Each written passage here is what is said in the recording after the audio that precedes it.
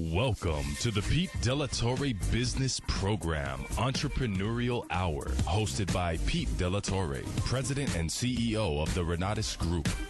The Pete Della Torre Business Program will discuss economic development and business opportunities for South Florida. The Pete Della Torre Business Program is sponsored by Great Florida Bank, Esserman International, Community Newspapers, Titan America, and Holiday Inn Coral Gables. Good morning, my friends, to another rendition of the Pete Della Torre Business Program for Wednesday morning, August 29, 2012. Thank you so much for joining us here. Before we do anything regarding the show today, I want all of us to take a quick moment and share our thoughts and prayers for all of our friends in the Gulf Coast this morning. They have been slammed with Hurricane Isaac since last night about 6 or 7 p.m. They're going through a very, very rough day. It is a storm, I heard this morning, is moving very, very slowly or almost stationary, which means they're going to have a long day of rain and wind, and we're going to make sure that and hope that all of our friends there will come out of this relatively okay. You can never come out perfect from one of these storms, but again, I'm sure all of you that are listening share my thoughts and prayers for all of our friends in the Gulf Coast, from the Panhandle, Alabama, Mississippi, and of course Louisiana and the New Orleans area. So our prayers with everyone there, and hopefully this will not linger on as long as they say it is going to linger on. The phone number here at the station, if you want to call in with any questions or comments, is 305-541-2350. We want to hear from you. We have a lot going on today. As you know, we have 2 segments of the show. The first hour is the Entrepreneur Hour, where we do a focus on small business success stories and the multiple resources available for today's entrepreneur. And speaking of that, we've got a great lineup in the first hour. We're going to start with our weekly segment with Great Florida Bank, who's one of my terrific partners of the show. Representing the bank are 2 dynamic people. We have Reggie Arrojo, who is a senior relationship manager with Great Florida Bank, and of course Barbara Murcell, the doctor of marketing, VP for the bank, is here with us as she typically is every week. And then we've got an interesting set of people that are with us this morning. They have a really cool franchise called Ooh La La Crepes. And we have the 2 principals that will talk a little bit about what they do there. Rebecca Cudman, who just literally walked into the studio, and which is great. I mean, this is live radio, and these types of things happen there. And her partner is Dario Montiel, who is eager to sing a song for all of us here. Of course, I'm kidding. He just left here. He took a sprint out of the studio, but of course, we'll have some fun with them. The second guest in the first hour, and he started with us last week, is a dynamic guy, full of energy, with a great, great message for all of you. And that's, of course, Plinio Vargas, Chief Negotiator of Professional Negotiators, Inc., who is an expert at credit repair, financial health, and he will be with us following my segment here with Great Florida Bank. And the last thing we're going to do in hour number 1, Entrepreneur Hour, is a business development tip that I want to share with everyone, and it is called Get the Action Habit. Now, we talk about great ideas, great plans, but the key to success today, without a doubt, is to implement and execute. And we'll talk a little bit about how all of you can get the action habit, which is a habit, a really good habit you all want to have when you're going to have success in business. The second hour, the Power Hour, will feature Miguel Southwell, Miami International Airport Deputy Director, Business Retention and Development. We're also going to have, representing the Florida Custom Brokers Association of Florida, President Carrie Cosio, and Executive Vice President Barbara Pimentel. And our third guest in the second hour, representing the new Doral Design District Merchants Association, We have former vice mayor and councilman from the city of Doral, Robert Van Name, who is working as a consultant with the group, and the vice president of the New Merchant Association, and part of Casa Linda, one of the first tile and marble companies in Doral. Steve Mussolino Jr. will be joining us as well. So as you can tell, we've got 2 hours of just a lot of good information, great people, and we're going to get started now. So without further ado, let me kick it off with, of course, my great Florida bank team, great friends here, and every week we're bringing on some customers of the bank, people that are very creative and interesting, and of course, because we're talking about the Entrepreneur Hour, I think today's conversation is another perfect example of that. So let me start welcoming everybody here. Barbara Marcel is in. We have one microphone that we're going to share, so say hello real quick, Barbara. Hello. Good morning, everybody. Good morning. Reggie Orojo, Senior Relationship Manager. How are you, my friend? Good morning, Pete. Thanks for having us. Great. Thanks for being here this morning. And then let me now bring on to the show Rebecca Cudman, and I know Dario will chime in from time to time here, but Rebecca Cudman, welcome to the show. Good morning, Pete. Thank you for having us here. It's a pleasure to be here. Well, I'm glad you made it here. I know yes, let me tell you, the traffic in Miami is amazing. Well, the traffic now that school is back, yes, is not making it easy, and it took me a little bit longer. In fact, I usually get here before anybody in the morning to the station. But Barbara and Reggie, they all beat me to the punch, and Barbara calls me up and said, "Where are you? Are we doing a show here this morning?" I go, "Never fear, I'm here." So we're going to have some fun here today. Wonderful. Rebecca, tell us a little bit more about your involvement with, I love the name, Ooh La La Crepe Franchises, yes, and their crepe kiosk here in the South Florida area. Well, Ooh La La Crepe started actually where we decided that we want to start a business, but a food business where it didn't involve so much in cooking, something that's fast and easy, yet delicious and healthy. So we decided to go into a crepe concept. And it's an easy concept, there's no much preparation. And we tried it first as a retail location. And it worked well, and we had a lot of people coming in and asking us, is this a franchise? Is this a franchise? And we said, no, it's not, but it's a great idea to start a franchise. Easy operation, easy to learn, low overhead. So we went ahead, and at the beginning of 2011, we started to move forward towards franchising. And this time we have 3 franchises. And we're in the midst of opening new markets with the new franchises that are coming on board. Now, you have franchises in, I see here, Coral Square Mall, Pembroke Mall, and the mall at Wellington Green, and you're going to be opening soon at Westland Mall? That is correct, and we're going to also be opening in Alabama. In Birmingham. Alabama? Mm-hmm. Now, that's cool. How did that come about? Well, we had a gentleman who came to our Pembroke Lakes location, tried the product, left his number. We gave him a call, and he said he wants to open a location, but he wants to open it in Alabama. And we said, hey, that's fantastic. Where about? Do you know what city? Well, it's going to be in a mall in Alabama. He's going to get us the information, and then we're going to move forward there. Now, is this your first experience in doing a restaurant? Yes, this is our first food experience. Tell me about that. Well, I'll tell you.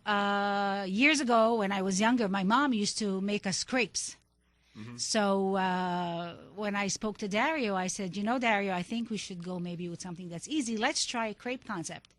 And it took us a while to prepare the mix for the crepes, just get it right. And once we had it right, we went ahead and we tried it out. We opened the location. And our biggest scare was that basically everybody was going to come by and say, you know what, this is okay, but it's not. But we said we're going to take a chance. Mm-hmm. So we went ahead and we opened our first retail location, as I said, and everybody was raving about the mix. And I guess now we're the franchising. Rest is history, right? The rest is history, absolutely. And the feedback is phenomenal. The feedback is phenomenal. In fact, we're moving forward in making 1-pound cans to retail the mix itself. So now we're also in the process of that, in addition to franchising. Had any of you, and Dara, if you've got a moment there, have any of you owned a business before? Well, me and Dario actually are from the wireless business. Okay. We used to work with T-Mobile. And I originally used to have a party planning business in New York for 16 years. Okay. And then I decided to move to Florida. And we went into the wireless, and that's where I met Dario. And that goes back about 10 years ago. Around 10 years. Exactly. But we always wanted to do something together. And that's how Ulala came about. You know, Let me again, tell you. Sorry. for all of you that are listening this morning, this is, again, and these are the stories that I have so much fun bringing onto the show, because everyone that's out there this morning that is considering, again, or have thought about opening your own business, and we'll talk a little bit more about that later during my business development tips segment. But again, it's out there for you. It's out there for you, but you got to go for it. You got to go for it, because it's just not going to come to you. We're in a world today where opportunities are abound, but we've got to take that step forward, take that bold step. And you just mentioned right now, what the heck? Correct. Let's give this thing a shot here. Absolutely. And you have no guarantees, but the key here is that there are opportunities, and this is a great inspiration right here. So Thank you. Congratulations to you guys. Thank you. This Thank is really you. cool. We're very proud of it. Yeah. Now, restaurants come and go all the time, and it's a very, very tough industry. Restaurants are a dime a dozen, and you see them open one day, close another day. And what have been some of the challenges for you and Dario and that you faced along the way, and some of the obstacles in getting this off the ground? Well, the obstacles that we faced basically is preparing the recipes, making sure that these recipes that we created, even though we love them, that the consumer himself or herself, when they come and purchase it, that they're going to have the same feeling that we have. This is great, this is delicious. So that's the scary part of it. So we went back and forth, trying different recipes. So the challenge was basically building a menu. That was our challenge, because So this building is the product the itself. product itself. Okay. Exactly. And it's a chance. But we said, we just felt very good about it, and we said, if we don't take this chance, we're going to come back years later and say, you know what, maybe we should have, because somebody around the corner just opened our concept, and we could have been there, We could have something, been that person. and I'm so glad you bring that up, because that's exactly what I'm going to talk about a little bit later on in the show. It's that very thing right there. We have those regrets that, God, I thought about that 10 years ago, 5 years ago, and I did nothing. Okay? Correct. And then you see someone else do it, and it's like, huh? Exactly. And so, enough with huh. It's time to move forward there. It's just incredible. Now, I know that you guys are customers of Great Florida Bank. Yes, And we absolutely. have Reggie here. Want to get Reggie into the mix here a little bit. Tell me about, you as a banker, and what role can a banker play to help a small business or a startup like Rebecca's and Dario's get off the ground? Sure, Pete, thank you. Well, the difference that we make, especially at Great Florida Bank, we take pride of working as a boutique bank. We're not like the big box bank, and we're going through a lot of transitions, a lot of changes, but we really sit down and listen to our clients. We're proactive. That's something that we have done that I did from the first time with Dario and with Becky, and something that she mentioned, playing also off of your next segment and talking about tips.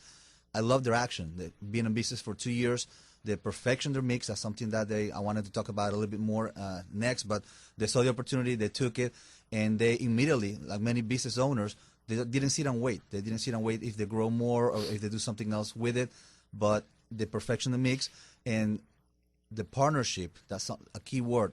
Many bankers do not take the time, do not take the effort. It's too hard, it takes too much time to partner with the business owner. They have different needs. They're scared at the beginning. They don't have any certainty in what they're doing. They just have all the faith in the product and their time and the effort that they're putting into it. But to really partner that with the financial tools that we at Great Florida Bank can provide to them, and how we can really set them up also in the market. It could be with another customer. It could be with a synergy with a business council, with a chamber of commerce, with a player in the community. And that's where we set ourselves apart in the community. Well, you, as a banker, fulfill one of the three key areas of any business before you start, as you start, and as you move forward. And these are three critical advisors to any business. Of course, the banker, an attorney, corporate attorney, and an accountant or a CPA. Okay? These three components have to be in place for any business to be successful. Okay? And being a customer of Great Florida Bank and having the pleasure of speaking to all of you, including yourself, Reggie, that's an important part. And if all of you that are listening this morning, if you really want to get a bank that's going to be there for you, basically 24/7, Great Florida Bank is an obvious way to go. I mean, there's other good banks out there, but that's critical, and that's very, very important. And as a business, you guys, how important is having that business banking relationship? It's extremely important. I have to tell you that with Reggie here, working with us hand in hand, he's like a partner with us. If we have any issues or anything, he's there to help us. It's sort of the old-fashioned banking, I think, which the other banks today lack. And we need that. We need that support. We need that confidence. You know, if we have an issue, if we are asking a question, I mean, they're there to answer. They're there to help us. They're there to make us grow. And that's what's important, I think, today for businesses. If it's a small business, a startup business, you need that support. And when your banker supports you and helps you, even with recommendations, even giving us contacts, I mean, that's a big thing. You know, that's, hey, I'm there for you if you need it. And you're not just a number. You're actually known by name. And it's like it's a friendly environment. And that's, I think, that's the thing that got us the most. And you don't see that today. It's very hard.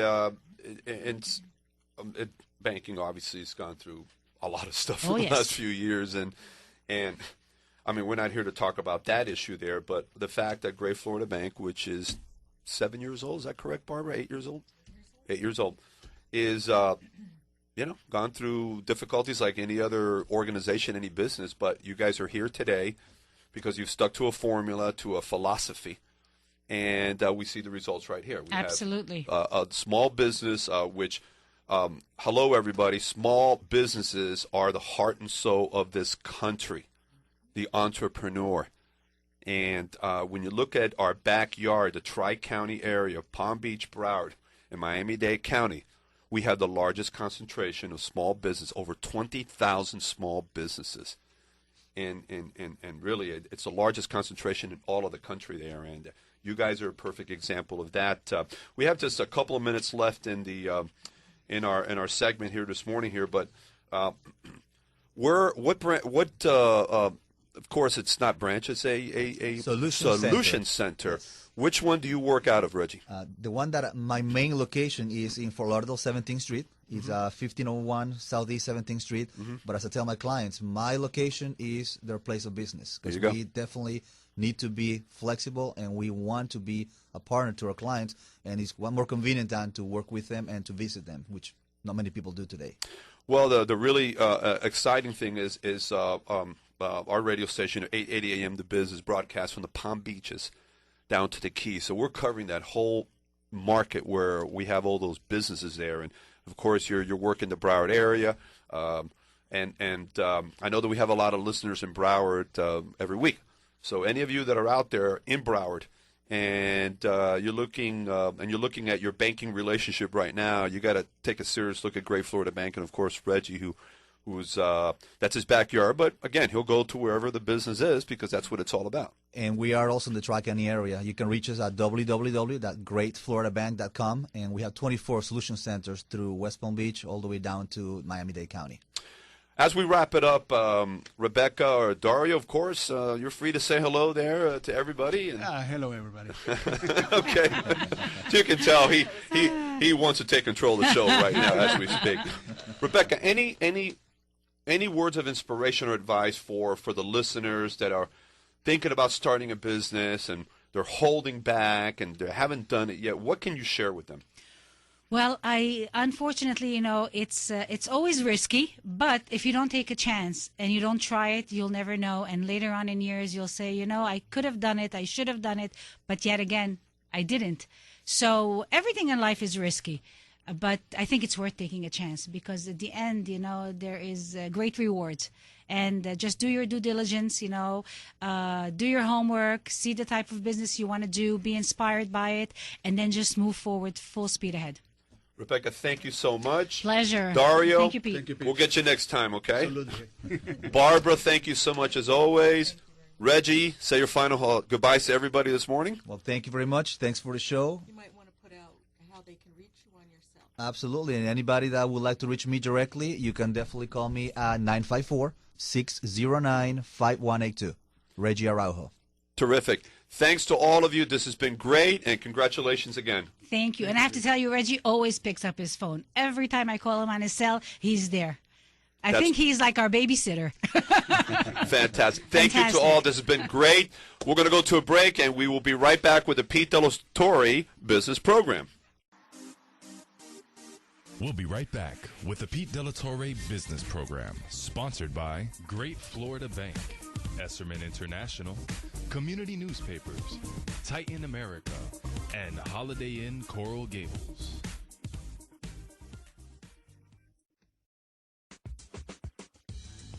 Hi, I'm Pete de la Torre, host of the Renata's Business Hour show. Do you hate your bank? Don't care? Are you tired of never being able to contact your banker and getting charged a fee for almost everything you do? Always being in the back of the line? If so, you might want to listen to what I have to say about my bank, Great Florida Bank. Here I get personalized, concierge-style service. And now is a great time to sign up for Great Florida Bank's Merchant Services Mobile Credit Card Processing Solution. Their team will take a look at your processing needs, and if a mobile solution works for you, they'll give you a mobile card reader for free. If Great Florida Bank can't meet or beat your current processing rates, you'll receive $500. I'm going to share one of Great Florida Bank's best-kept secrets. They never charge customers to use ATMs nationwide. Plus, if another bank charges you an ATM fee, they reimburse that ATM fee anywhere in the U.S.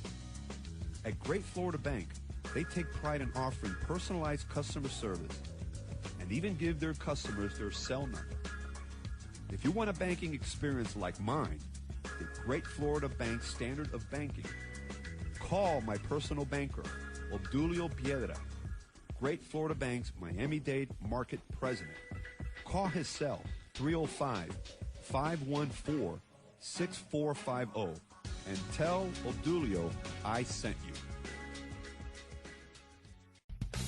Today, everyone wants to be environmentally responsible, but you can't recycle your way to sustainability. Real sustainability goes far beyond recycling and requires us to consider the three competing factors at work in our world: the economy, the environment, and society. By choosing concrete as your preferred building and paving material, you will achieve sustainable results in all three areas.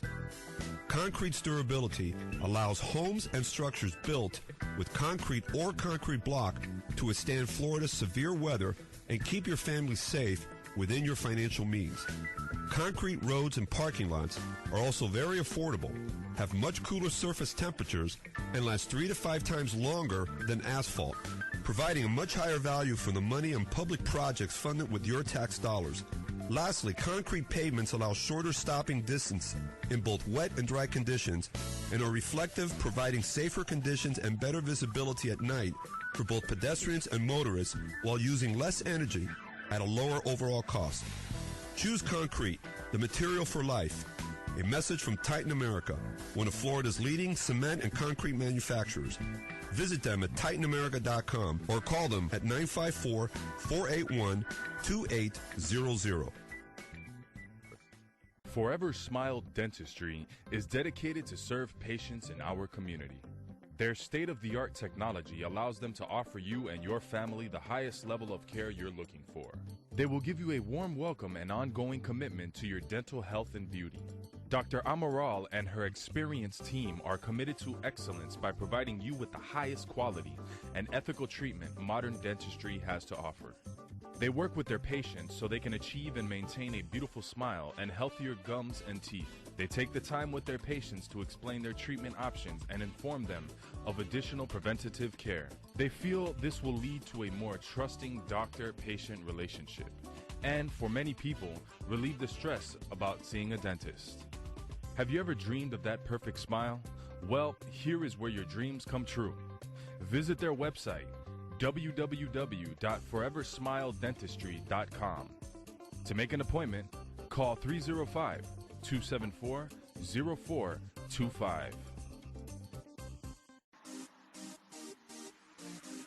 Welcome back to the Pete Della Torre Business Program, sponsored by Great Florida Bank, Esserman International, Community Newspapers, Titan America, and Holiday Inn Coral Gables. Welcome back, my friends, to the Pete Della Torre Business Program.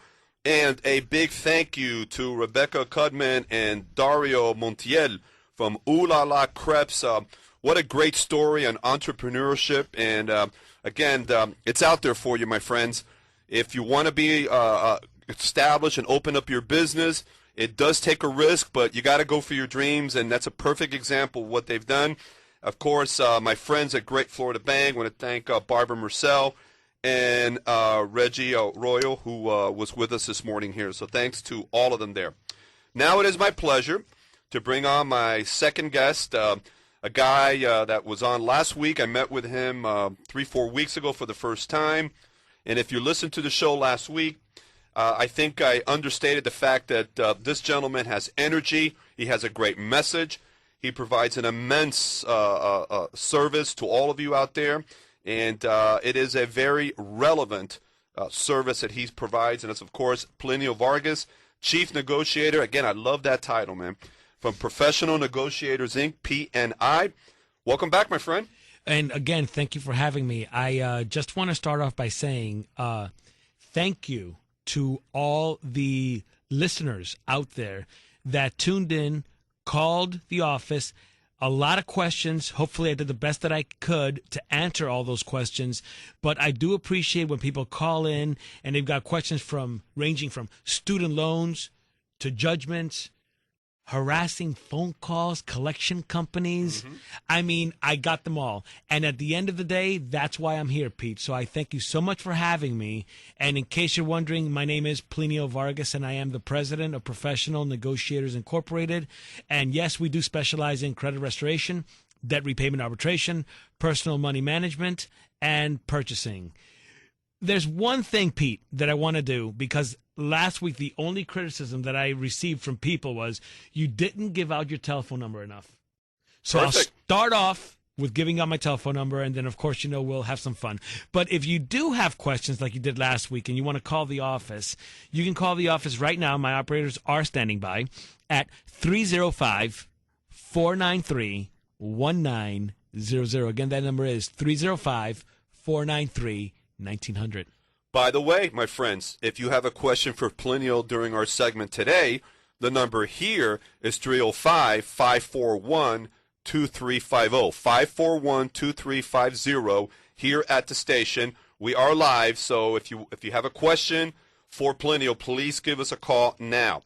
Now, Plinio, there's a lot of topics that we brushed over last week because you do a lot of great work. Thank you. But one of the things I wanted to focus on here today, obviously it's a big one. It's credit restoration, and there's so much regarding that. But, let's start with why, again, this is an obvious question, but why is having good credit so important?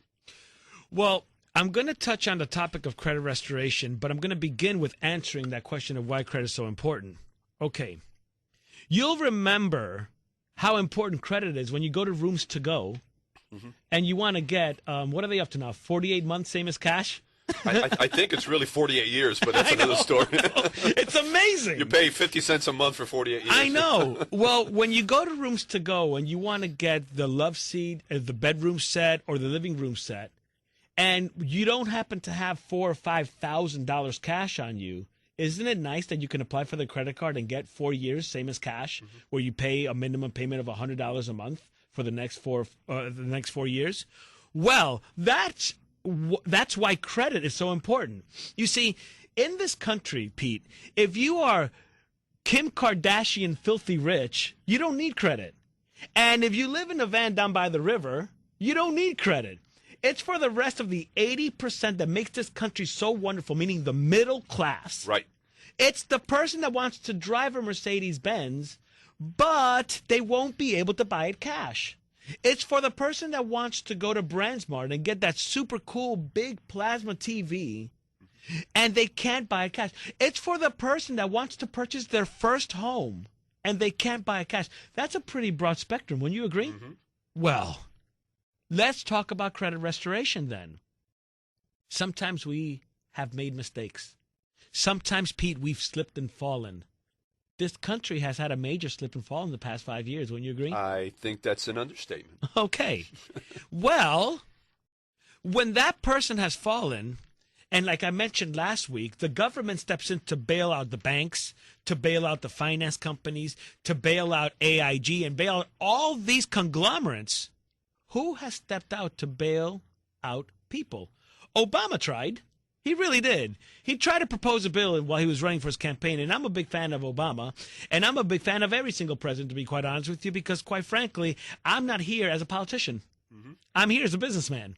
And I'm trying to tell you that the Obama plan did not work, unfortunately, because he has to deal with something called the House and the Senate. Mm-hmm. Also, I hear. So you may propose a lovely plan, but it still has to get passed by other people. At the end of the day, if you want to be bailed out, you need a business professional, someone that understands the ins and outs of credit. For example, I took a debt a few weeks ago, a car repossession. It was a $4,800 debt. They took the car from the client. They sold the car at the auction. You know how people are typically upside down, where they owe more for their car than what it's really worth? Yep. Okay. Well, this client owed $4,800 on the vehicle, and I was able to settle that account for $800. Settled the account for $800, saving the client $4,000, and then I got a letter from the creditor stating that if you pay us the $800, we will remove this negative item off of all 3 credit reporting agencies. That's an important point, and that's one aspect that I think a lot of people are not aware of. Because the thing is, well, they repossessed my car. That's it. It's on my credit. But what you're talking about is the renegotiation of that debt on the car. And Pete, what I'm talking about is that if you don't do anything about it and you decide to buy another car, forget it. Oh, forget it is an understatement. Yeah, that'll pay a 30% interest rate if someone will, which is unheard of. It's ridiculous. You're very sharp, by the way, because the legal limit is 30%. Mm-hmm. That's not bad. That's right. 29.9% is the maximum they can charge you. And by the way, you're going to put down about $5,000 or $6,000 down, and you're going to end up driving a used Focus, paying $600 a month. Exactly. Which is not a lot of fun. And it starts breaking down the minute you drive it out. Yeah. Okay. So I hope I answered the why is credit restoration so important question. You know, another. I know about this for a fact. Having good credit is also important when you're looking for a job. Oh, today's even worse. I know. You know how many people I have that come into my office trying to get a job with Homeland Security, police officers, Secret Service, FBI. I mean, we're talking about there are people that are very, very sharp, educated people that cannot get hired because of their credit. I thought that you needed a job to pay your bills, and if you're not paying your bills on time, it's because you don't have a job, and they're saying, well, in order to get the job, you got to pay your bills on time. It's a catch-22, It's Pete. a catch-22. Welcome to America. Exactly. Yeah. What are some of the typical ways that people ruin their credit? Well, there's 2 ways. I'll simplify it. 2 very simple ways. One way is hardship. You know, you lose your job. You get divorced. Those things happen, and that's bad. The other way, and I'm going to try to use this word as professional and as lighthearted as possible. Laziness. Yeah. Some Neglect. people just don't pay their bills on time. They don't see the importance. And you know what? You have the money, but you just say, I'll pay it whenever. You get a hospital bill. There was the deductible of $80, and you said, well, my insurance was supposed to cover that. Instead of getting on the phone and negotiating and making sure that the insurance company paid it, you say, I'm not paying that, and I'm just going to ignore it. That hurts your credit. Yep. Those are the 2 ways. plain and simple. I like to simplify things, Pete, because you see, life is difficult enough as it is, and we have to get up every single morning, go to work, take care of kids. We have goals and aspirations. We have dreams. We're trying to buy houses, trying to buy cars, trying to do things. Let's simplify things. Laziness or hardship. That's just it. And by the way, if you happen to be that person that doesn't have the particular wiring to be on top of paying the bills, we have a really cool bill paying service. Come see us. Call me at the office. What is that number as we go? That number is 305-493-1900. Again, 305-493-1900. Now, I want all of you to call Plinio, talk with him, ask all your questions. And a lot of you that are listening this morning maybe don't want to call now the studio and ask a question. That's okay, because this is a very confidential, very private matter. But all that being said, and again, I don't want to give away too much because I want you to do your thing when you're talking to that real person. What are a handful of key strategies to improving your credit score? Okay, the first thing that you want to do is the way you begin to improve your credit score is educate yourself with respect to your own credit. Oh my gosh, I love that. Thank you, Pete. Listen, the first thing you need to do is order your credit report. Look at it. No one should know your credit report better than you. Absolutely. You can't walk into a bank and have a banker tell you, did you know that you have a car repossession? I didn't know I had a car. How did you not know that you had a car repossession? Were you a victim of identity theft? You should know that. You should check your credit every 6 months. If you don't have the particular wiring, the need, the care to check your credit, I'll do it for you. And I don't charge anything for that, Pete. It's free of charge. You come see me at the office. My consultations are free. I'll be more than happy to look at your credit. I can't charge you to look at your credit. I mean, seriously. I just will review it and give you the template. If you want tips on how to clean up your credit and make it better, I will be more than happy to do that. Free of charge. I'm not here to make money. I'm a businessman and I earn a living. That I do. But at the end of the day, I really care about educating the public because there is no pamphlet. There is no education tool, including college or getting your master's, that teaches you about credit. Tell me the last time when you were in school, Pete, that you took a class on credit. Not in my day. Not in my day either. And I don't think today either. Nope. That is the capitalistic society's way of keeping us right there on the ground until you decide to educate yourself. Find somebody that you trust, give them a call, and let them show you how it's done. Because if you don't know how to play, Pete, you will pay. And it is up to all of us, my friends, all of you that are listening this morning.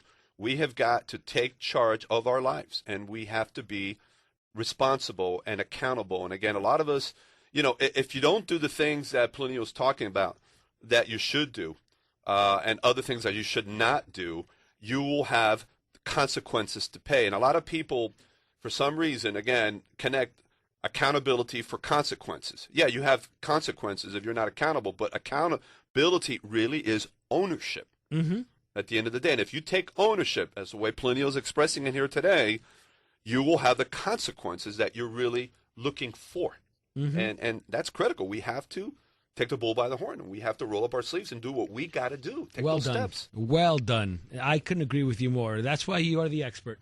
Well, I don't know about being an expert, but it's just it's really that's the bottom line. Well, you have a way, Pete, to connect with the audience, and I believe that's why last week there were so many people that were thrilled and excited to call. I mean, that's what it's all about.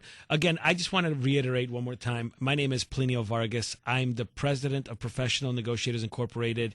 Feel free to give me a call at the office at 305-493-1900. I would love the opportunity to sit down and have an absolute free consultation with you. I'm open Monday through Saturday, 9 to 5.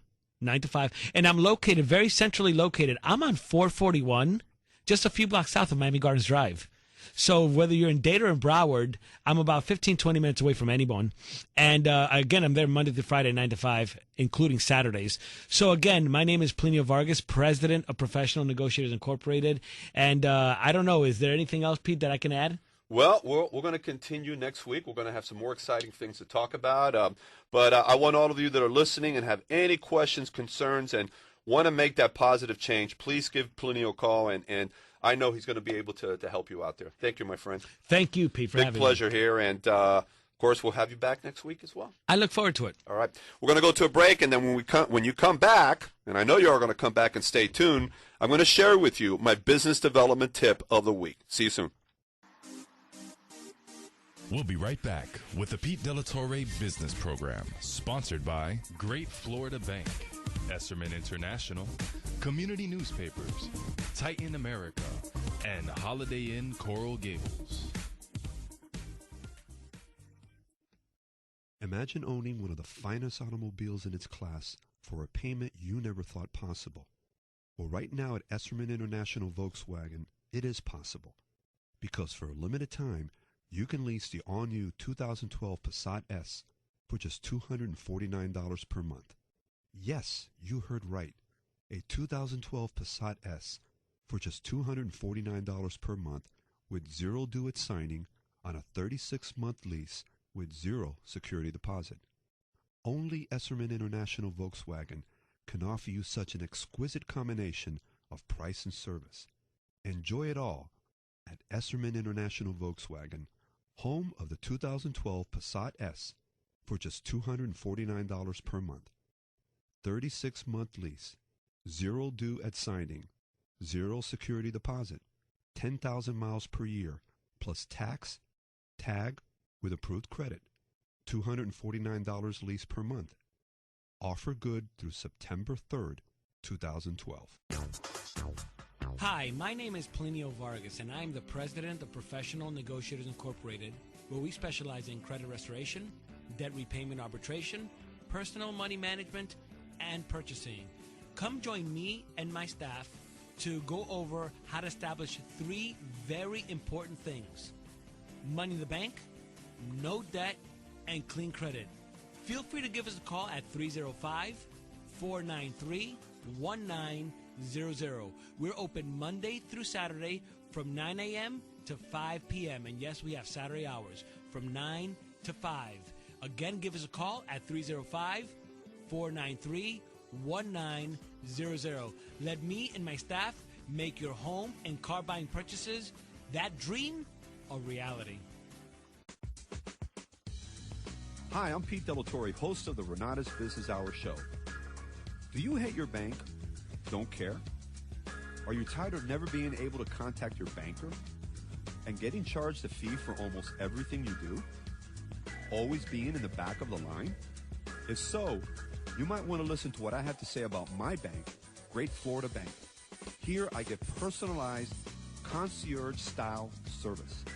And now is a great time to sign up for Great Florida Bank's Merchant Services Mobile Credit Card Processing Solution. Their team will take a look at your processing needs, and if a mobile solution works for you, they'll give you a mobile card reader for free.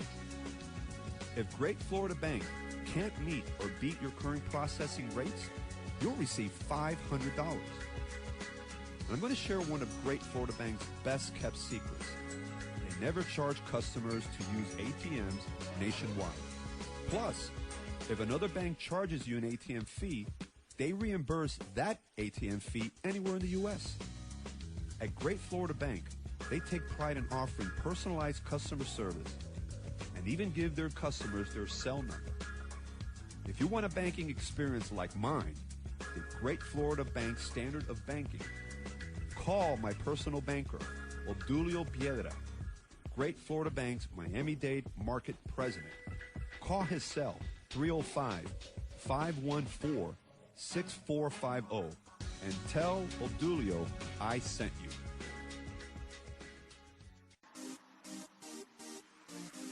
Welcome back to the Pete Delatorre Business Program, sponsored by Great Florida Bank, Esserman International, Community Newspapers, Titan America, and Holiday Inn Coral Gables.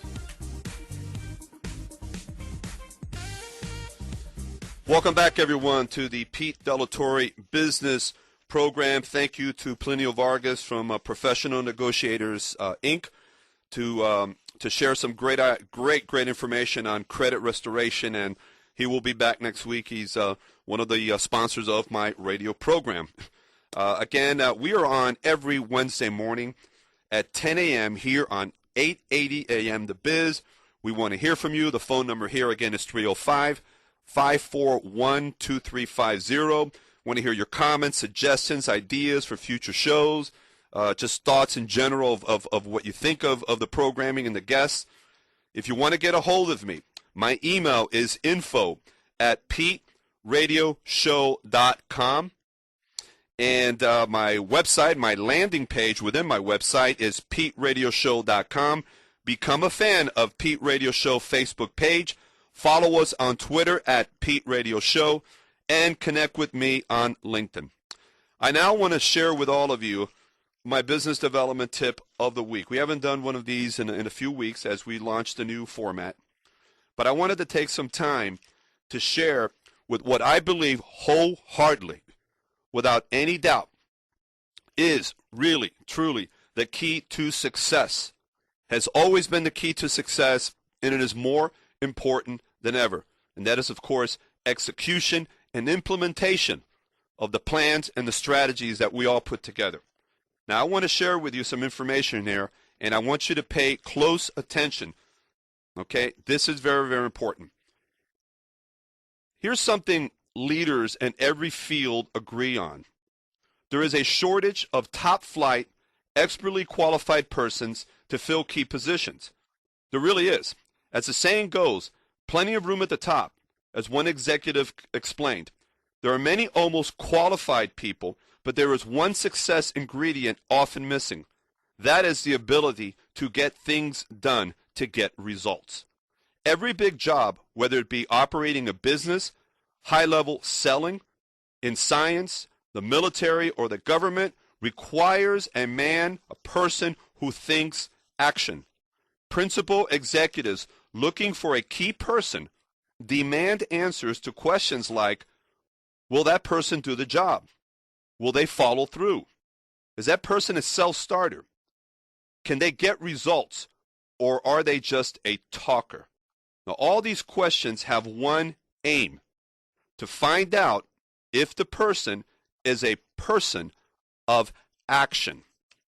Now, I want to share with you a specific area, key area, and there are two things here that we want to talk about. But before, especially if you want to start a new business, and we talk about hopefully the rebirth of entrepreneurship after this recession that, again, we're still trying to get out of. And one of the most important ways to get out of it is to tap in to our dreams and our vision of owning our own business and having the courage to move forward.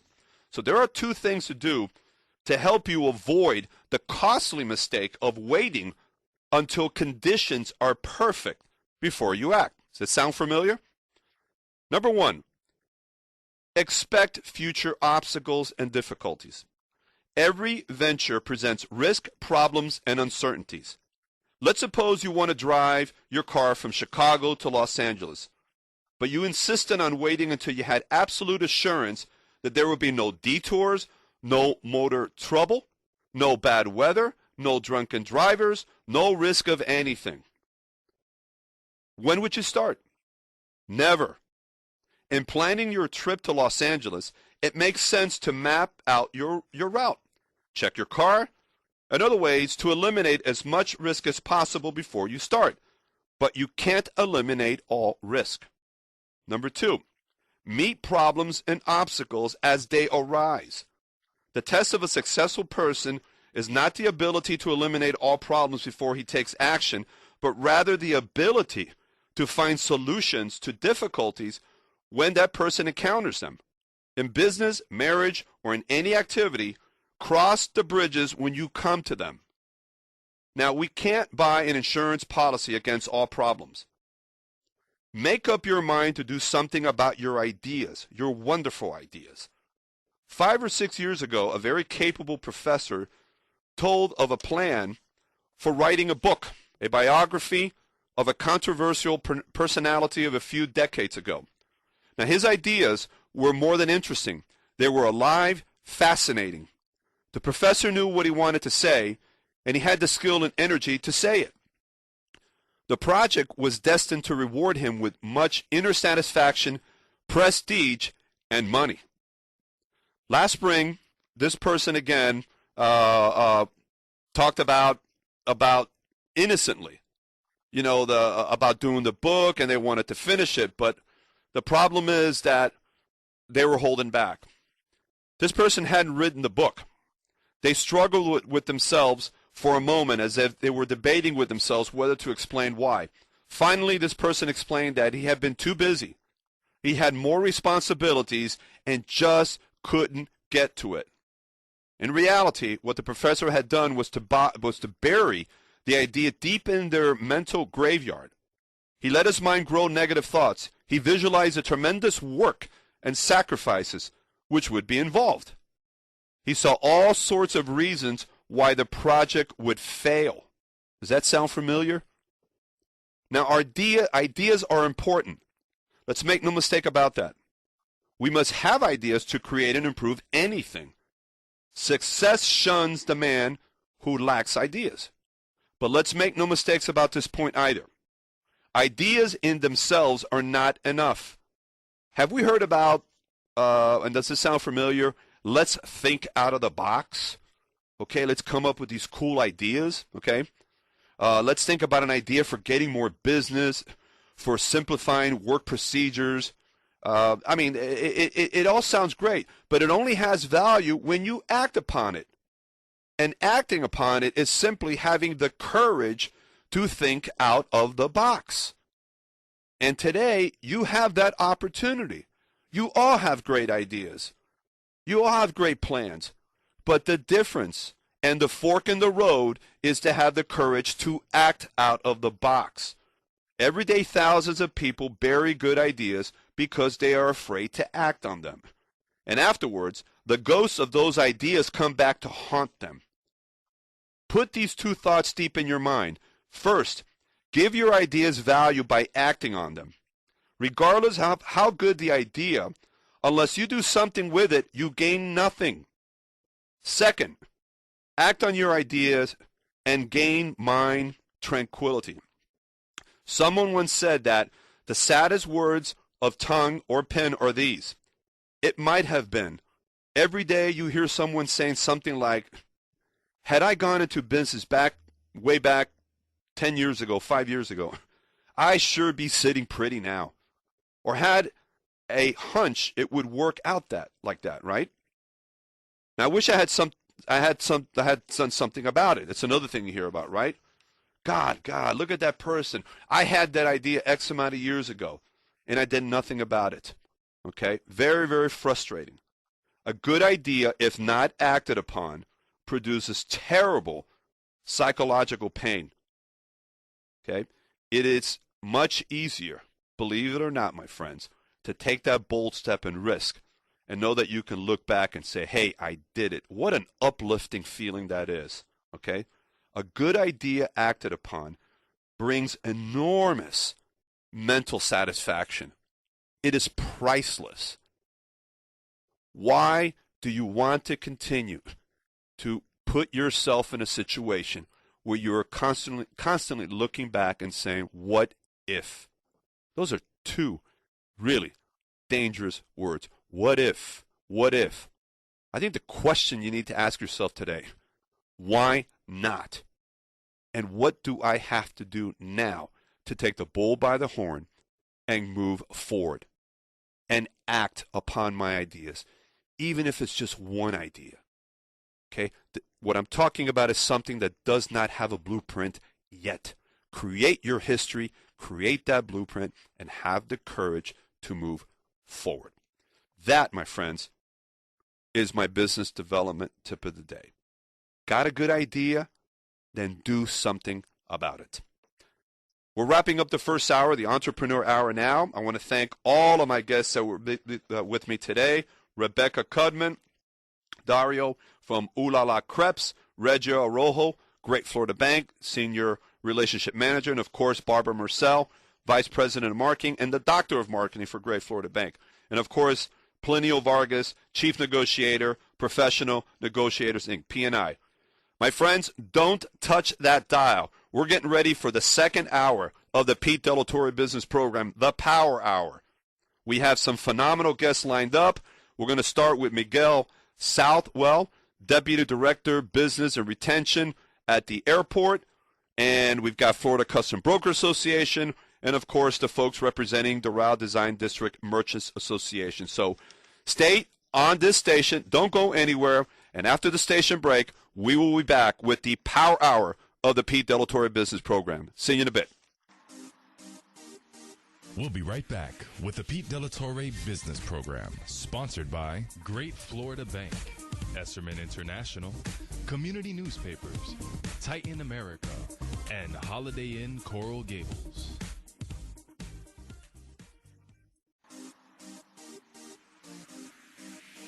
Welcome to the second hour of the Pete De La Torre Business Program, Power Hour, hosted by Pete De La Torre, President and CEO of the Renatus Group. The Pete De La Torre Business Program will discuss economic development and business opportunities for South Florida. The Pete De La Torre Business Program is sponsored by Great Florida Bank, Esserman International, Community Newspapers, Titan America, and Holiday Inn Coral Gables. Okay, my friends, welcome back to the second hour of the Pete De La Torre Business Program, the Power Hour. During this segment each week, we focus on the economic engines of South Florida, featuring the large institutions, both private and public, the initiatives, and the movers and shakers of our community. And during this hour, we have three sets of guests I'm very happy to bring on the show. First will be Miguel Southwell from the airport. Then we have Carrie Cosio and Barbara Pimentel representing the Florida Custom Broker Association. And then towards the end of this hour, we have former Vice Mayor and Councilman of the City of Doral, Robert Van Name, and Steve Mussolino Jr. that will be talking about the new and exciting Doral Design District Merchants Association. So without further ado, it is my pleasure to bring on to the show. This was a last-minute thing, but he was so gracious to accept my invitation. And we've got him here on the phone, and that's, of course, Miguel Southwell from Miami International Airport. Again, Deputy Director, Business Retention and Development. How are you, Miguel? Fine, Pete. Good morning to you. How are you? I'm doing terrific. Thank you so much for accepting my invitation. I saw you the other evening. We kind of chit-chat a little bit. I go, there isn't a better time to get Miguel than at the next show, so thank you so much. You're very welcome. Delighted to be here. Now, there's a lot of things that I want to talk about, and we have a little bit of time in our segment here. But before we get going here, and you've got an incredible background, very, very impressed. Tell us a little bit about yourself. Well, I'm originally from the Caribbean island of Antigua, and I came to the United States back in 1976. I have worked in the airline industry in a number of positions. I also had a significant amount of experience as a banking executive before joining aviation, starting with working in Atlanta. And I had a number of positions in Atlanta, including the interim assistant director of business and finance for that airport. I arrived in Miami in 2010, and I am in a similar capacity responsible for anything to do with the business or the revenue of the airport. That includes real estate rentals, concessions, purchasing of services and contracting of services, and, of course, marketing in terms of building additional air service. And our responsibility, basically, is to raise close to $700 million in revenue each year. Well, it's a monumental task that you have on your hands. And, of course, as you know, we had Jose Abreu about 3 weeks ago here on the show. And we ran through just a series of accomplishments at the airport. And, again, I really love his analogy. It's like trying to change a tile in your restroom while you're taking a bath. Yes, everything going on, which I think is classic. But you're a very important part of that team that has made that happen. And of course, I also know one of your colleagues very well, Carlos Jose, who oversees facilities management, and maybe we can get him on the show, although that might be a little trickier because he's always in demand. Especially during weather conditions like this. Absolutely. But getting back to the business aspect of the airport. and you just mentioned some very important areas there. How has that come about? Because my understanding is that the airport is not, it's self-funded through all of these different things. Is that correct? Yes, it certainly is. The airport is responsible. There are two different types of operating models for airports in this country. One is called a compensatory model, and the other is called a residual model. In the compensatory model, the municipality that owns and operates the airport is responsible for, bears all of the financial risk associating with the operations of the airport, all operating expenses, as well as the debt that is issued for construction and for the construction at airports. So in the case, one example would be Broward. Broward County is responsible for the operation of airports in Broward County. The whole risk of operating that airport and the construction costs, that falls on the taxpayers. Here in Miami-Dade County, it's different. We have a unique model called a residual model that came about during the days of Pan American. Mm-hmm. Basically, even though we, the citizens of Miami-Dade County, have the luxury of saying we own and operate the airport, the entire financial risk of operating that airport, this airport, and the 4 general aviation airports we have in our system, that is borne by the airlines that operate here at Miami International Airport. Okay. That gives us a greater, just to make it a bit easier to understand, when we develop our operating budget each year, we list all of our expenses, first of all, and then we list all of our revenues. Inevitably, there's a shortfall in that revenue. It varies. For a long time, it was about 10% shortfall.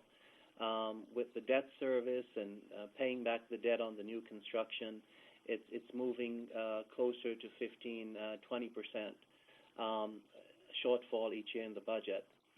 That shortfall, the legal obligation to fill that shortfall, is borne by the airlines that operate here. And the way they do this is something called a landing fee. Mm-hmm. Each time an aircraft lands, they pay a fee to the airport. And at the beginning of the year, when we determine what that budget shortfall is, that landing fee goes up or down depending upon what the gap that the airlines have to fill. We're delighted to say that 2 weeks ago, we actually thought that actually, let me go back, maybe several months ago, when we looked at what the operating costs were going to be, even though we've contained those, the debt service on all this new construction and servicing that debt, of course, that climbed significantly, and we thought the landing fee was going to jump significantly, because this year it's at $1.92 for each 1,000 pounds weight of that aircraft. Mm-hmm. In fact, it's going down next year from $1.92 to $1.75. Now, that is because primarily of the significant increase we have had in passenger traffic here at the airport, but also because of the significant amount of work that we've done in generating various sources of revenue that's paying off handsomely. You know, if I can chime in real quick, it's interesting what you said in terms of you look at your expenses first and then your revenues, because in order to run a first-class airport, and I think without a doubt, Miami International Airport has been recognized and ranked as among the top in the world in many different areas. But in order to do that, there is the reality that it's going to cost X amount of dollars to be able to do that. So then you and your team in turn have to go out there and look for those dollars and bring in those revenues. And if you can continue to do that, then along the lines, you can provide those savings because that volume is picking up. Absolutely. First of all, safety and security is the number one focus of any airport in this country. You cannot compromise that. Absolutely.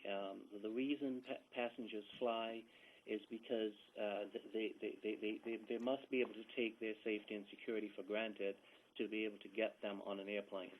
And so that can never be compromised. Whatever it takes to provide that safe and secure experience, we must do. But having said that, we're not unlike any private business. Mm-hmm. That is, we have to scrub our operations to make sure that they're efficient. Where technology can be applied and generate savings, we can.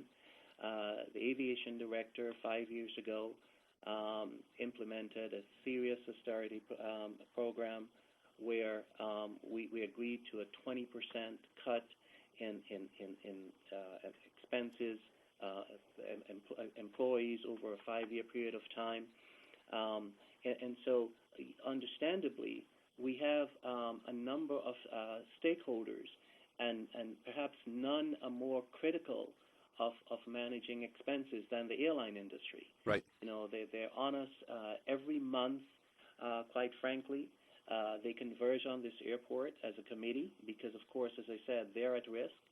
The people, the representatives, the national representatives converge on this on Miami once a month to have a meeting with us to look at the status of our expenses and revenues.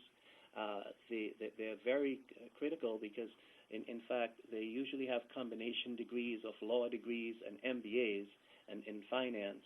And so you can imagine we have to scrub our operations and sharpen our pencils to the same extent, if not more, as a private company.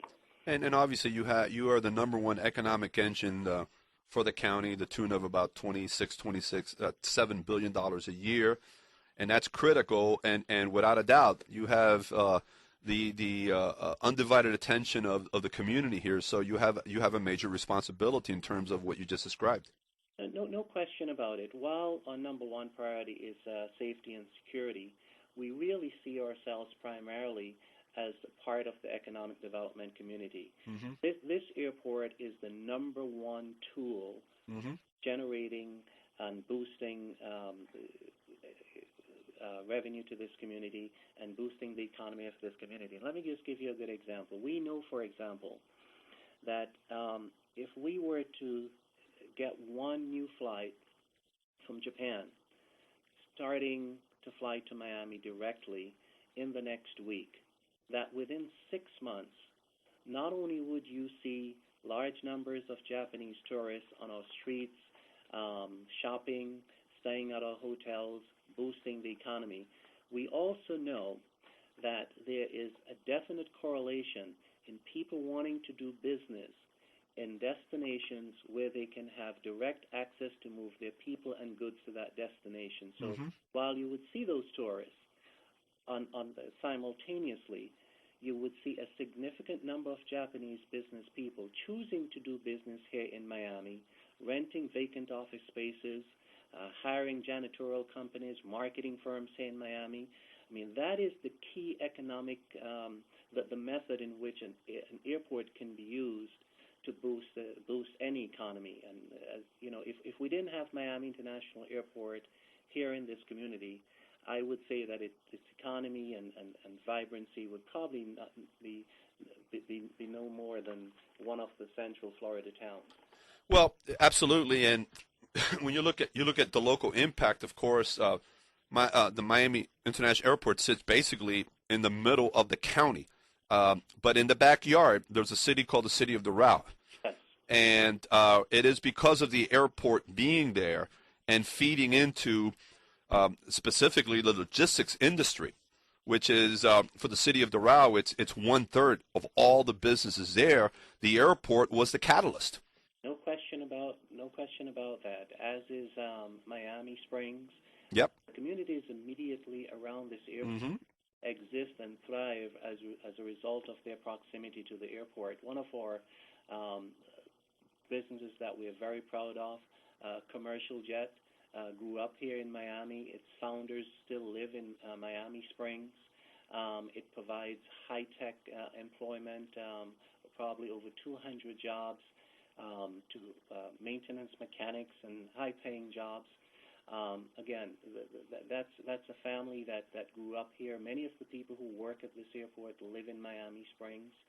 So yes, the communities immediately around the airport provided a significant much of their existence is owed to the airport. But throughout South Florida, of every 4 jobs, one of those jobs attributed to the existence of the airport. Absolutely. You guys are doing a terrific job. We have a couple of minutes left in our segment.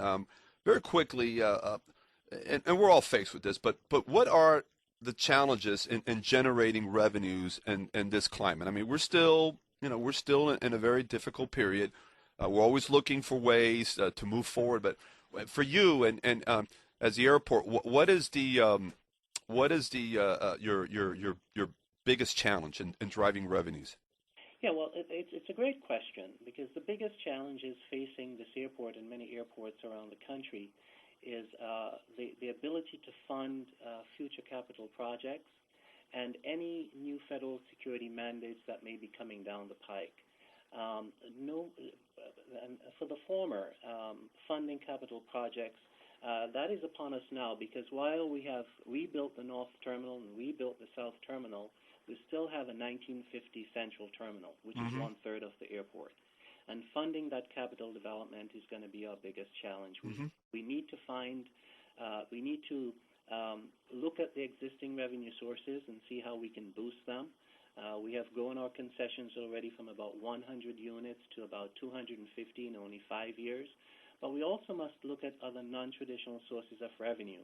And we believe there are a number of opportunities to do that, including expanding what we call the duty-free program to not just your traditional cigars and liquor and fragrances, to the things that we see people coming here to buy, people buying from Latin America, such as electronics and auto parts and so forth. So we're looking at initiatives to do that. But we would be remiss if, of course, we didn't take a look at what's happening in other parts of the world and where those economies are growing. We are blessed with good geography, and it's great that we're close to Brazil and benefit from the expanding economies there. And Brazil has now taken over Canada as the place from which we get most of our visitors.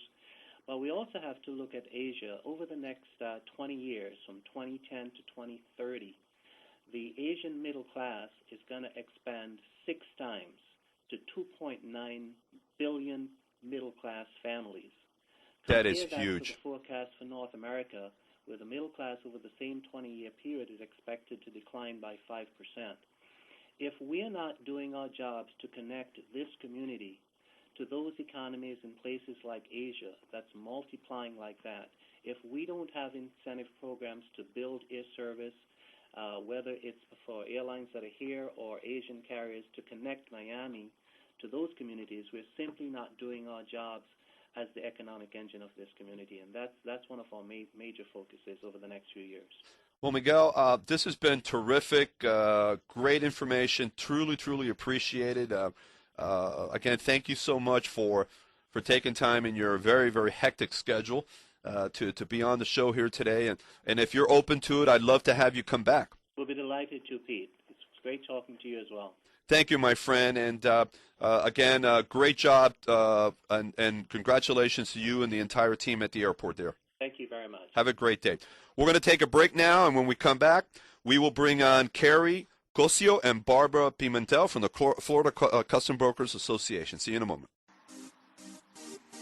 We'll be right back with the Pete Delatorre Business Program, sponsored by Great Florida Bank, Esserman International, Community Newspapers, Titan America, and Holiday Inn Coral Gables.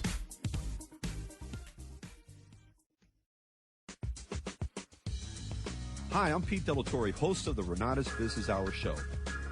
Do you hate your bank? Don't care? Are you tired of never being able to contact your banker and getting charged a fee for almost everything you do? Always being in the back of the line? If so, you might want to listen to what I have to say about my bank, Great Florida Bank. Here I get personalized, concierge-style service.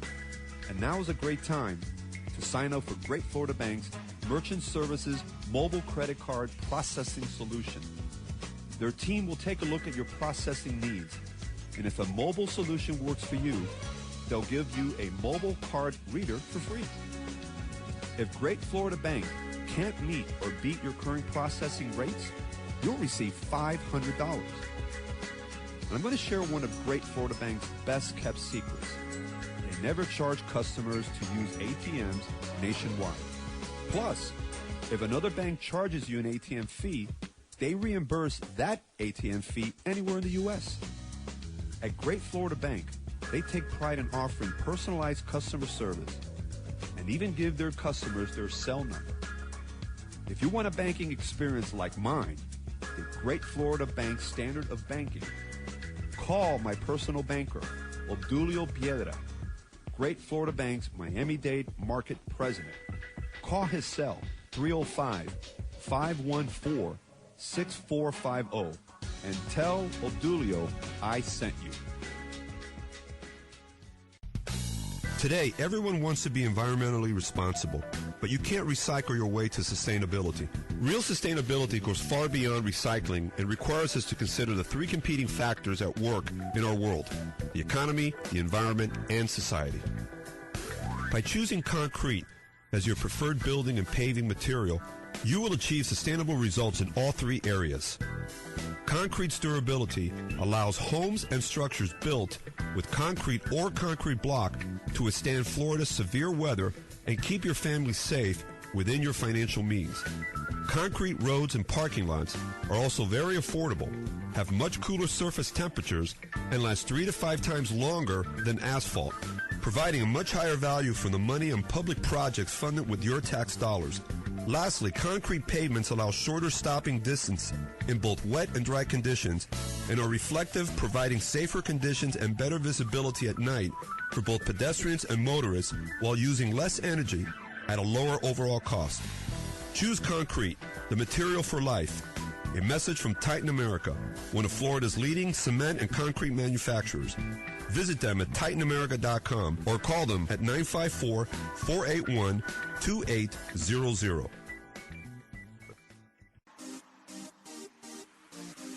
Welcome back to the Pete Della Torre Business Program, sponsored by Great Florida Bank, Esserman International, Community Newspapers, Titan America, and Holiday Inn Coral Gables. Welcome back, my friends, to the Pete Della Torre Business Program Power Hour. We just had Miguel Southwell from the airport, and again, thank you so much, Miguel, for being part of the show.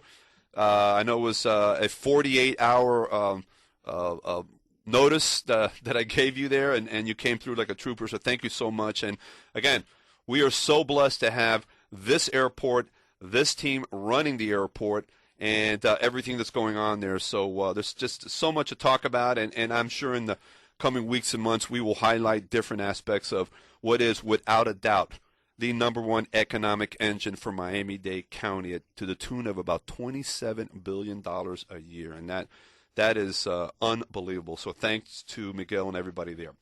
I want to pivot now and bring on two ladies to the show that represent an organization that has been very important to the entire airport area, the city of Doral, the state, and this is, of course, the Florida Custom Brokers and Forwarders Association.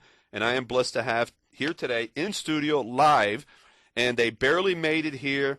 They were driving 95 miles per hour to get here, so they made it in record time. And I'm very, very glad they made it. Of course, that's Carrie Cosio, president of the Florida Custom Brokers Forward Association, and executive vice president, Barbara Pimentel, and she's looking at me. You better get it right, Pete. So welcome to both of you. How are you? Thank you. Very well, Pete. Thanks for having us. We're lucky we didn't get stopped, but it's wonderful being here. It's a great show, and we're here to give you support as well as representing our state and our actual trade. Yeah, and it is an incredible trade with so many good things going on there. Before we get started here, I always do this. This is my tradition here. I'd like to know a little bit more about my guest, very briefly. Start with Carrie, who is the president of the organization, then we'll turn it over to Barbara. Pete, I'm the president for the fourth term of the association, and it's a privilege to be in the association for a fourth term.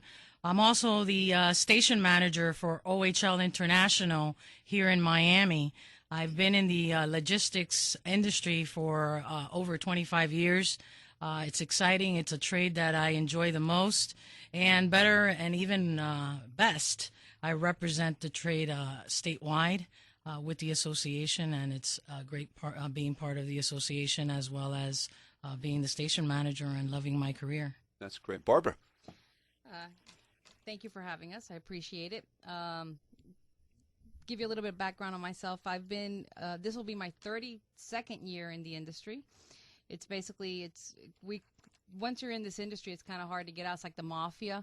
Yeah, every time you try to get out, they pull you back in. Yep. So I've been the executive director, executive vice president director for the association going on.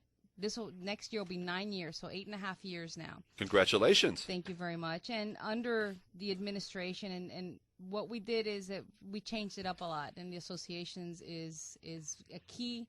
It's vital to our industry, to our Florida trade community. So I'm very proud to be a part of it.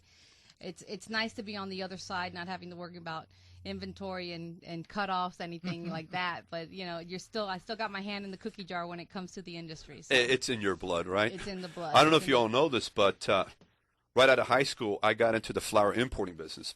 And way back when it was just getting started, and we had like maybe 8 or 10 companies at the time, and I was in it 15 years and got to a point where I needed to move on, but I grew up a lot, needless to say, in many different ways. So the distribution and the moving of product, whether it be perishable or non-perishable, is absolutely essential for the local economy here in South Florida. And of course, through the organization, you do a lot of good work. So I don't know who wants to chime in right now, but tell us about the association and how long you've been around and what you're up to. Well, this is Barbara, of course. yes. The association been around. It's been around for 53 years. Since 1959 is when it was started and incorporated in 1960. The institution that has been established over the years is that we work so closely with all the regulatory agencies and, of course, with all our members throughout the state. We have every facet of the industry representation under the FCBF. So we not only view issues for our core members, which are the freight forwarders, the custom brokers, the MVOs, and the IACs. We also have our ports, or our members, the airports, the seaports. We work with the rail systems. We work with the trucking industry. So we have every facet represented. And so we do the continuing educational program for our community. Regulations change in Washington almost on a daily basis. So we have to keep our members and our industry as a whole updated with all the changes and regulations. So also, the association is used as a resource center. When we work and affiliated with a lot of different associations, such as the World Trade Center, the Beacon Council, the Greater Miami Chamber, and basically we help them find their phone calls to find the right forwarder, how to import something. We try to keep a well-educated and informed importer and exporter is our best friend, and we're glad that we're here to help the industry grow and see Florida become the international cargo hub for the world. For the world, I think that's a great one. Now, on the other side, you're a member Correct. of the organization. Tell us firsthand, what are the benefits of being a member of the Florida Custom Broker Association?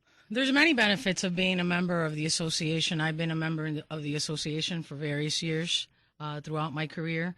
And number one, it's continued education. You also deal a lot with regulations and processes throughout the state and throughout the nation.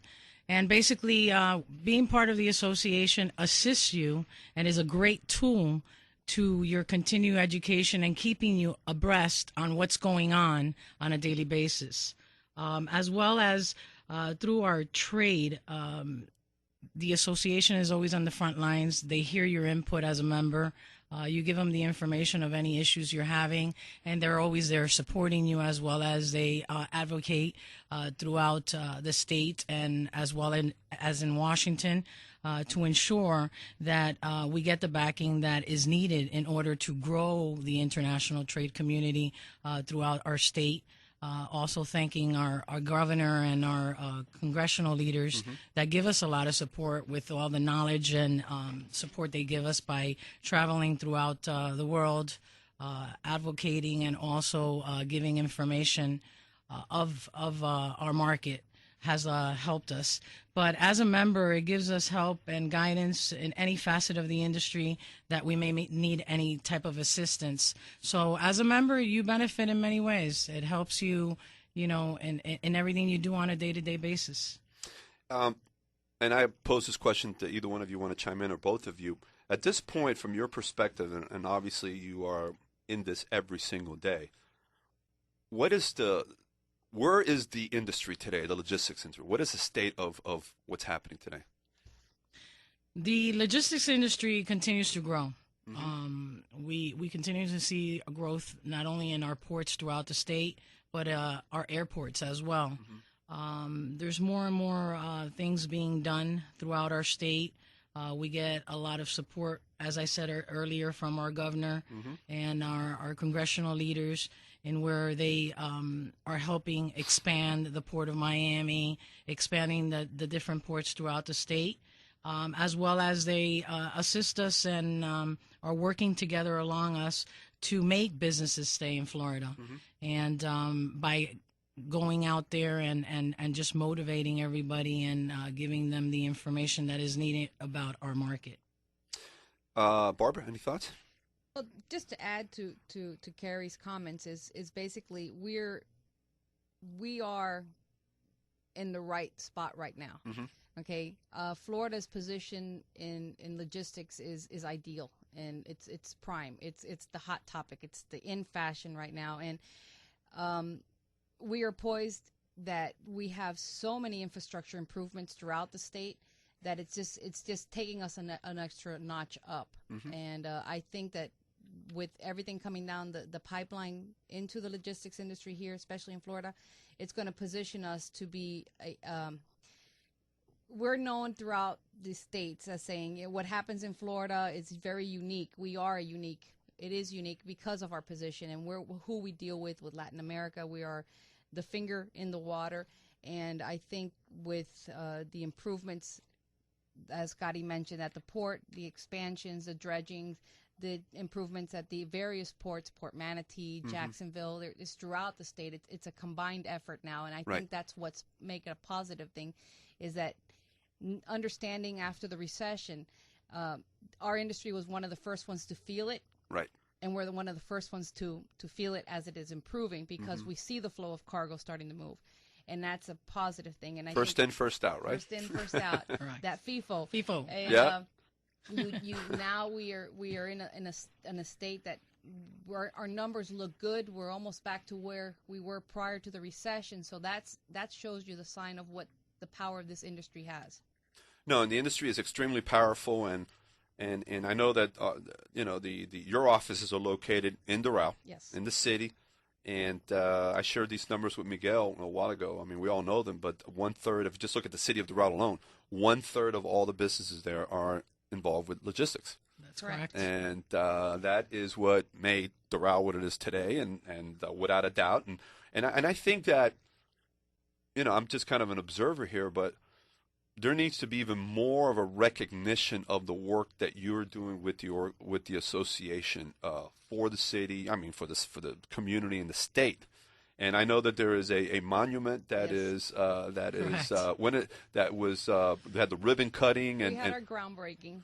When is that? And tell us where that monument's going to be. What is it, and when is it going to be finished? Well, the monument is located in the medium between 14th and 12th, right off on 82nd Avenue. It's going to be facing south towards the 836 Expressway, and 82nd now. People may not know, it's 82nd is going to have a run through from Flagler all the way in. So there's another additional entrance coming into the city of Doral after all this construction is done. The monument, what it represents, it's the first monument recognized by the city of Doral. We're excited about that. We've had a few hiccups since it is a monument. We've had a few hiccups on getting all our ducks in a row, but finally we had our trees have been removed, and construction's going forward, and hopefully we'll have it done, if not by the completed of the end of this year, definitely by the first few months of the incoming year. What the monument represents, it's a it's kind of honoring. I'm not going to use the word pioneers because there's a lot of people that have been in the industry for many, many years. But these people that are honored on this Hall of Fame monument have made significant contributions to what we're doing today. Absolutely. They helped create processes, develop procedures that are still currently used today. So the monument represents key individuals that have truly contributed to what this industry represents. And not only after construction is completed, the monument will be able to start offering scholarships to those individuals to either continue their education in the international trade and logistics, their education, and those wanting to come into the industry. There's a lot of people that are interested in this industry now because it's hot, but we want to make sure the only way to honor our past is to secure our future. And I think the best way we can honor those Hall of Famers is by continuing making our new people coming out is educating them and keeping them abreast of what we do. And you guys do a great job of that. And speaking about hot, there is now an incredible opportunity that has rolled out a couple weeks ago. And this is now the creation of the new Foreign Trade Zone 281, which officially runs from Southwest 8th Street to the Broward-Dade County line. But my understanding is now that this is now Broward, Port Everglades has agreed to be part of it. I mean, that's the talk out there, that they want to be part of all this. Not officially done yet, but it's out there. Tell us, Carrie, and this has got to be real exciting. I mean, it's extremely exciting. It really is. It's a great opportunity for us as companies, as individual companies. It's another service to render to your customers. In the past, we only had one option, and now we're not going to continue living that one option. We're going to have various options, and the majority of the businesses in the state are small businesses to medium-sized businesses. Right. So it gives them an opportunity to make extra money, like they say. Give them extra profitabilities. Mm-hmm. So I think this is going to be a great opportunity. It's going to let us as individual companies continue expanding and actually handling cargo that we couldn't handle in the past because it could only be handled by the zone. Now we can actually sell that service to actual individuals and companies that want to continue doing business with the state. Well, and the bottom line is, and it's a very, fascinating opportunity, but it's got it. In other words, at the end of the day, my understanding is that any business in that 281 section mm-hmm. Can become a foreign trade zone. That is their correct. very building.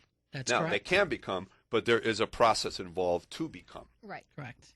What it is that it's what this new FTZ 281 is. It's facilitating those individual companies that want to become a free trade zone to offer that services. It helps speed the process along. They're mm-hmm. The grantee, which is Port Miami, yep. is going to be doing a lot of the 90% of the work.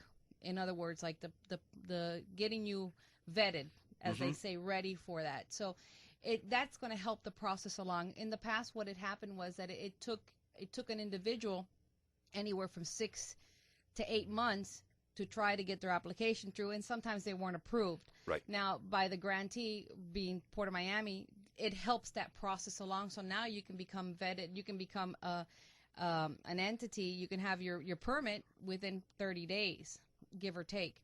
So that's something that is unique. Broward County, as you mentioned, is all a free trade zone. Right. Their whole county has been done, and right. It just puts us in a position. Even it's a better sell mm-hmm. now when we go overseas, because now you're no longer restricted to one. Now it's open for competition, and that's what makes the industry better, because now there's more competitive rates. There's more opportunities. There's more opportunities out there to offer. And it just makes everybody step up to the plate and go to the next level. Yeah. Basically, nowadays you have to be very diversified, so yes. it gives you another service to sell to your clients. Absolutely. And it's a great opportunity, and we're glad it's taken place. Absolutely. Well, we got about a minute left in our segment here. Any parting comments or insights that you want to share with the listeners? Oh my goodness, there's so much coming down the pipeline that we're hoping that the community understands that when you see those trucks in front of you and you're in the light behind them and you missed the light because the truck didn't move fast enough, don't get upset. Because the more especially on 25th Street in Doral. The more those trucks are on the road, which I see every day, the healthier the economy. Those trucks represent jobs. What's exciting now is the viaduct is going through its expansion, Yes. which is about a 3-year project. But if you go along the line, if you see you're on the Palmetto on 25th Street, if you look east, you'll see it's halfway done, and now you're going to get the completion or go over the Palmetto, and I think it up until like 82nd Avenue, if I'm not. A little bit further, or further out. But there's going to be an actual entrance off of 82nd. I think it goes all the way up to 84th, almost up to 87th. Right, almost exactly. In between the two, it puts, like I said, these are all projects that are elevating South Florida. No pun intended. To elevate us to that international hub status. International cargo hub status, and this is a direct thoroughway into the cargo community in the airport. I mean, that was created just for cargo, just for our community, and it makes you feel like now they realize how important. We've been at this for many years, so this industry has always been number one to us. And the more trucks that we have out there on the road, the more jobs we have, and it's more and bigger opportunities. Absolutely, it's great to have traffic. In that sense, the more trucks you see, the healthier our economy is, and Correct. And what we try to explain that, and we try to educate people when they see those trucks and you see all those movements, it's a healthy economy. It's a good strong thing. Jobs, and don't wish them off the street. Don't do that. We want more. Good. So Good deal, ladies. Thank you so much. This has been fascinating, and I want to give you an open invitation to come back. Thank you. There are many things that you just said, Barbara, that to talk about here, but I wanted to at least get the listeners to tune into both of you and all the great work that you're doing with the association and for the industry. So congratulations, and thank you so much for coming out here. Thank you. It's our pleasure. Thank you for having us. Great. We're going to go to a break, and then when we come back, we will bring on ex-Vice Mayor and Councilman Robert Van Name from the city of Doral and Steve Mussolino Jr., and they are going to talk about the new and exciting Doral Design District Merchants Association. See you in a quick moment. We'll be right back with the Pete De La Torre Business Program, sponsored by Great Florida Bank, Esserman International, Community Newspapers, Titan America, and Holiday Inn Coral Gables. Imagine owning one of the finest automobiles in its class for a payment you never thought possible. Well, right now at Esserman International Volkswagen, it is possible.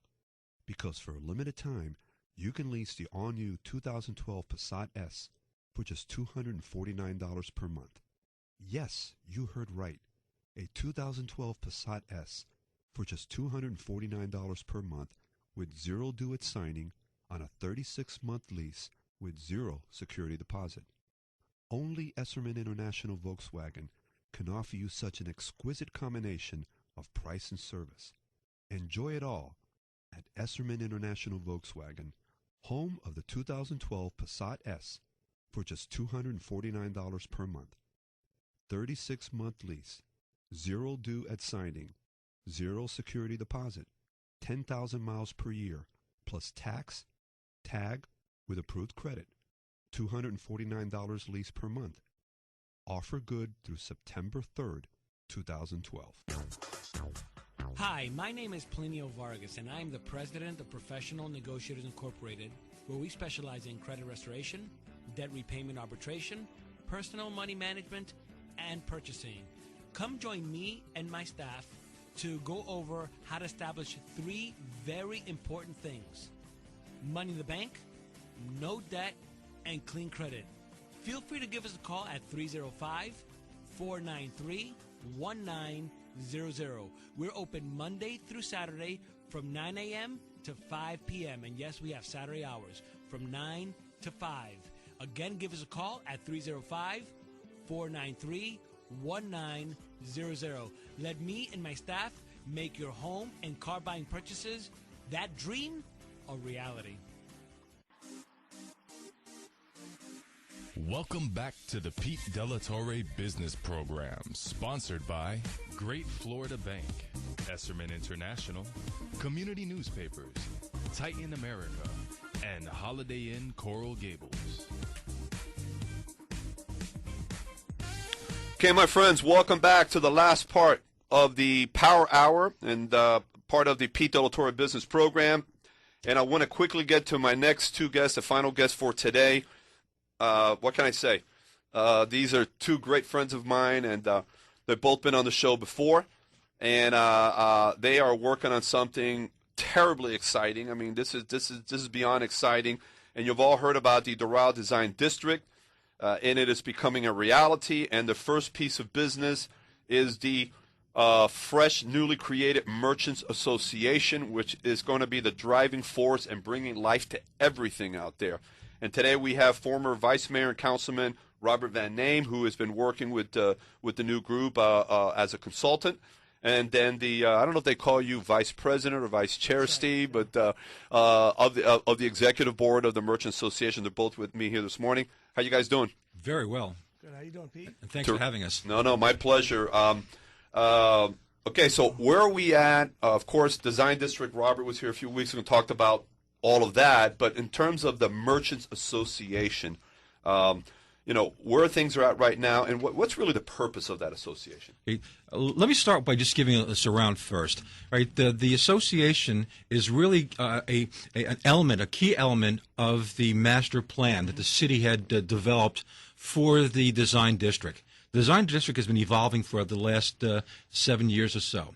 Right, I was part of a feasibility study with FAU University that created the Design District as a concept. The city then did all of the major heavy lifting to create that wonderful district and the ambiance that it will ultimately bring, and all of the quality jobs and business opportunities that it will bring to the city. The missing element, however, was having a full support of all of the merchants within the district itself. Right. The district is 1 square mile. It's between the boundaries of the Palmetto, 87th Avenue, 41st on the north end side, and 25th Street on the south end side. There's 1,000 merchants in there, and most of the merchants are in the building trades industry already. And that's why it actually evolved that way. When we did this study, we was actually there was two major urban designers assigned to us as part of this pro bono. It's where we went and looked at the 79th Avenue corridor.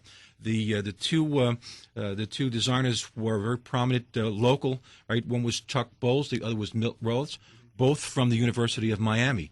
And we saw what the market was doing there, and the market was truly saying that this was a building construction design area. The tile industry is the major tenant there. Right. 125 retailers and to manufacturers. The specialty trades are moving in. There was architects, engineers in the buildings. It was just the ideal environment. So we pitched that to the city. The city then says, let's do it. We did the master plan and created this. The key element, however, was to go out there and get the merchants yes. in that area, the buy-in from the merchants. To create a common voice, a one district mentality that says we represent this district, and that's the Merchants Association. Right? We're now out there, trying to gather all of the merchants. We've done our kickoff meeting at Solari Gardens. Yeah, back in June. Back in June. We're planning another one on September 20th, also at Solari Gardens, to invite people to come.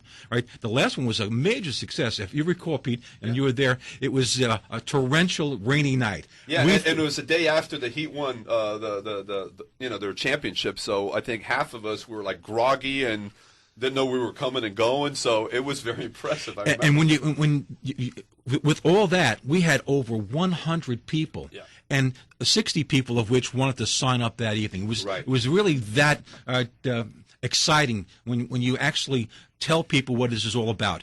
And clearly what we're trying to establish here is a one-stop shopping, building trades. You get your engineering service with architects, engineers, and interior designers. Right. You get your construction management, and then you get your ability to see all of your specialty use items, your tile and your cove base, your hung ceiling and lights, your plumbing fixtures, all that within the district itself. Steve, question for you. You sit on the executive board, and you've done a lot in a very short period of time starting with a beautiful presentation. The logo really flows in exactly with the whole theme of the district. You got a great group of board members. Of course, Tony DeRosa is the I don't know, they call him chair, president, He's the president, or yeah, chief, whatever.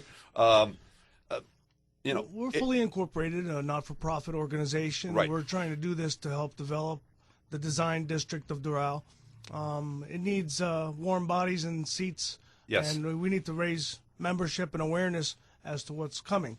Of course, the area was recognized in years past for having its tile and marble trade, a very concentrated amount of businesses on the 79th Avenue, which is the main focus of the beginning of this first phase of the Doral Design District. Right. The Merchants Association is simply trying to raise awareness, bring membership in the way of trying to bring street fairs, which one is planned through the city organization, which the Doral Design District Steering Committee, of which you and I both sit on that board, that November 10th. Well, November 9th and 10th are 9th the and two 10th. other days for that street fair. And real quickly, with a little bit of time we have left here, is and we'll talk more as we get closer to that date about the street fair and all the progress of the group. But it is November 9th and 10th, and it's going to start, I think, with a VIP event that Friday evening, and then an all-day event on Saturday. And that, my understanding, correct me if I'm wrong, is it's going to start or finish, doesn't matter, 29th Street North to 37th Street along 79th Avenue. That's correct, yes. That's right. So that's a pretty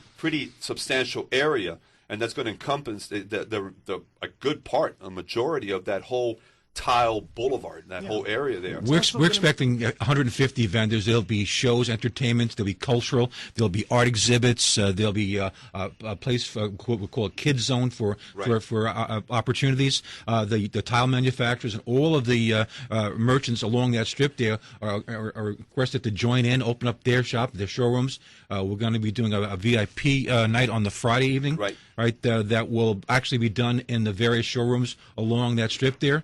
All right, so people can open up their showrooms. We'll do the smoozing and stuff like that, but they'll have an opportunity to show people and showcase themselves. It's really going to be great. If people are interested in the design district, right, you can go and log on our website. It's dddma.com. If you want further information, you can just email us at info, at ddma.com as well. Right, you get that information. 3 Ds, DDD. Three Ds and an MA. Yeah, it stands for Doral Design District Merchants Association. And we are a 501c6, organization.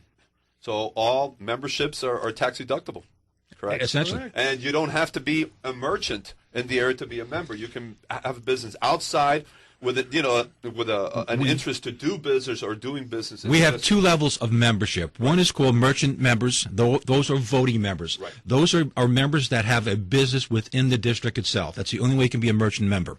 Right. If you have a business that you do business with people within the district or want to be associated with the trades industry, you can join as an associate member. Right.